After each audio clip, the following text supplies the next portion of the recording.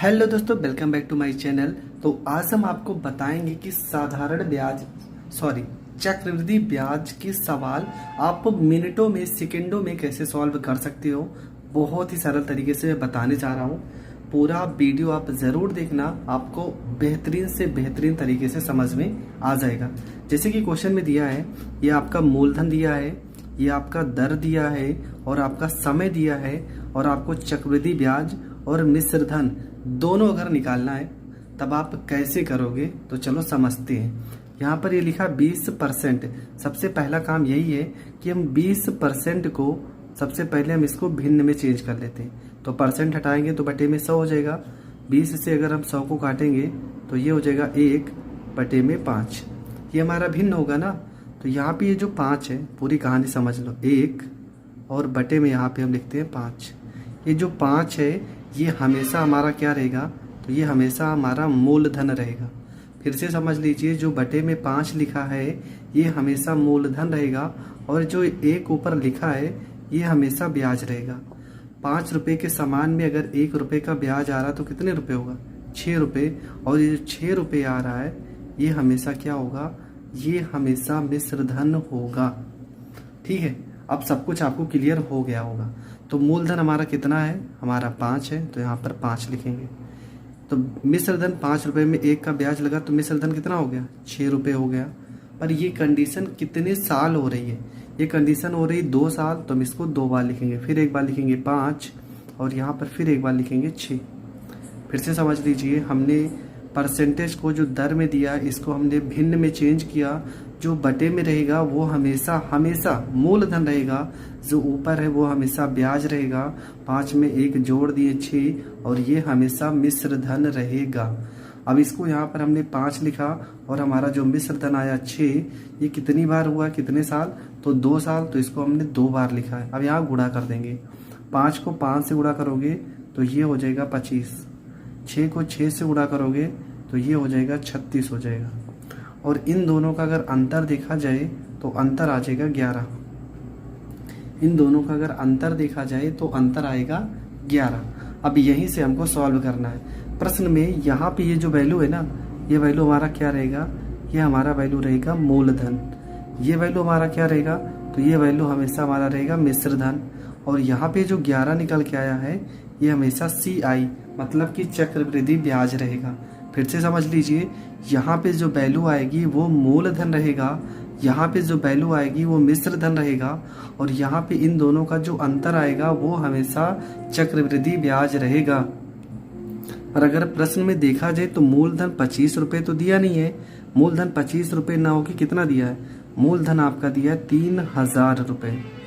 ठीक है, यहाँ पर तो मूलधन हमारा 25 आ रहा है, जबकि मूलधन हमारा कितना है, वो है हमारा 3000। तो 25 से ये कितने गुना ज़्यादा है ये हमें चेक करना है। तो 25 में 3000 कब आएगा, नहीं समझ में आता है। तो 3000 में हम क्या कर देंगे, 3000 में भाग कर देते हैं 25 से।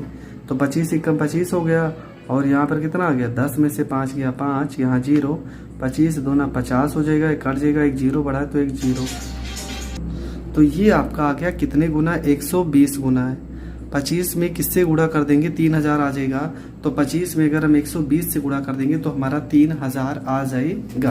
अब सवाल में पूछा है कि आपका चक्रवृद्धि ब्याज कितना होगा। तो चक्रवृद्धि ब्याज में भी हम कितने से गुणा कर देंगे, 120 से गुणा कर देंगे तो हो जाएगा 0।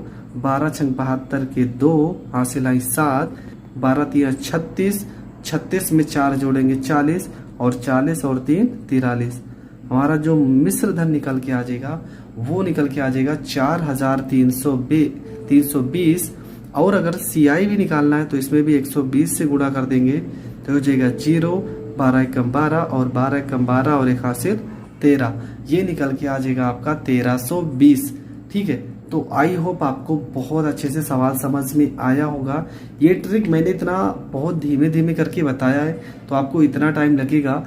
जब आप इस ट्रिक को जान जाओगे तो बहुत ही कम समय में ऐसे प्रश्न को हल कर सकते हो। ना तो इसमें ज़्यादा आपको गुणा करना है, ना तो भाग करना है, डायरेक्ट आंसर निकल के आ रहा है। आई होप आपको यह तरीका बहुत अच्छे से समझ में आया होगा।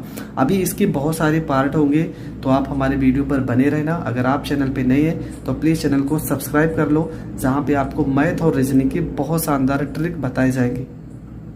तो दोस्तों, आज का हमारा जो प्रश्न है, ये आपका क्या दिया है, दर आपका दिया है 10%, चक्रवृद्धि मिश्रधन आपका दिया 6,655, समय आपका दिया 3 वर्ष, और आपको निकालना है साधारण ब्याज।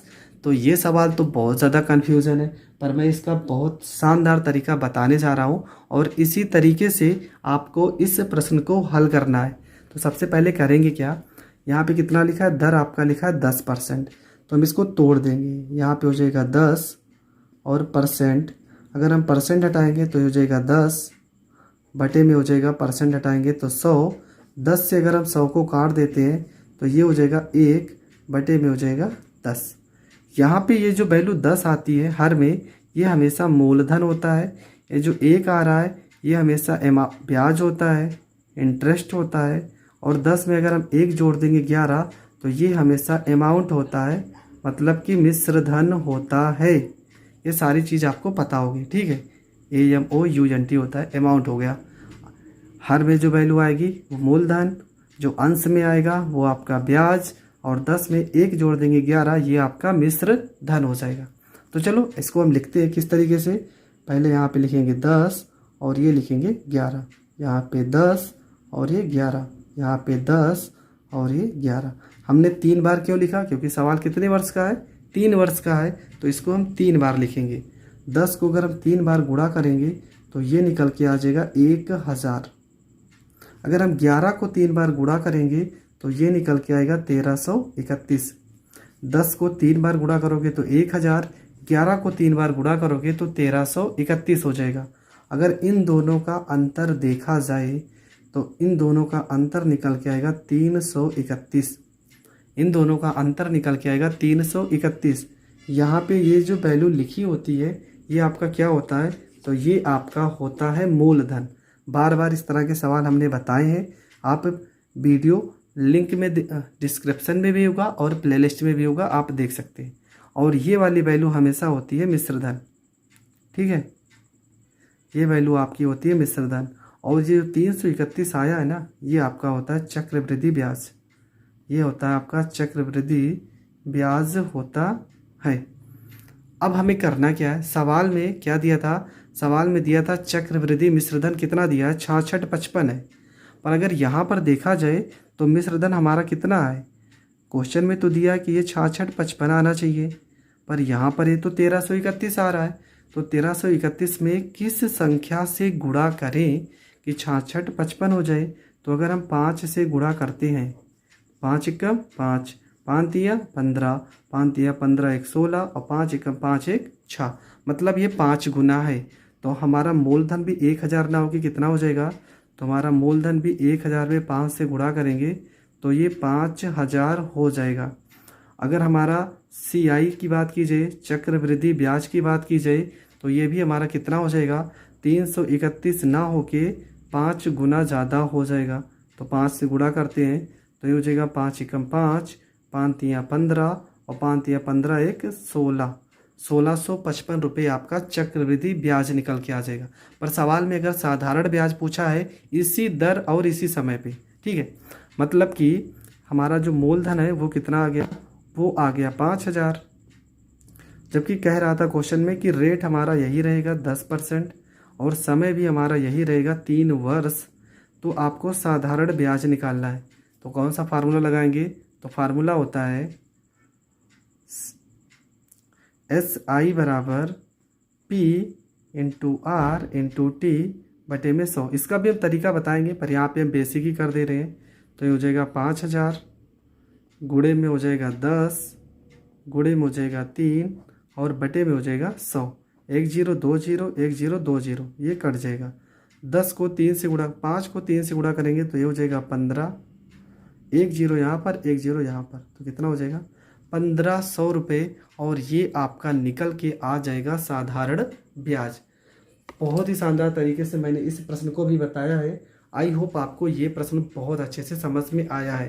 अगर आपको समझ में आया है तो प्लीज़ चैनल को ज़रूर सब्सक्राइब कर लीजिए, जिस कारण आपको हर एक वीडियो को नोटिफिकेशन मिल सके और आप अच्छे से अच्छे प्रश्नों को सॉल्व कर सको।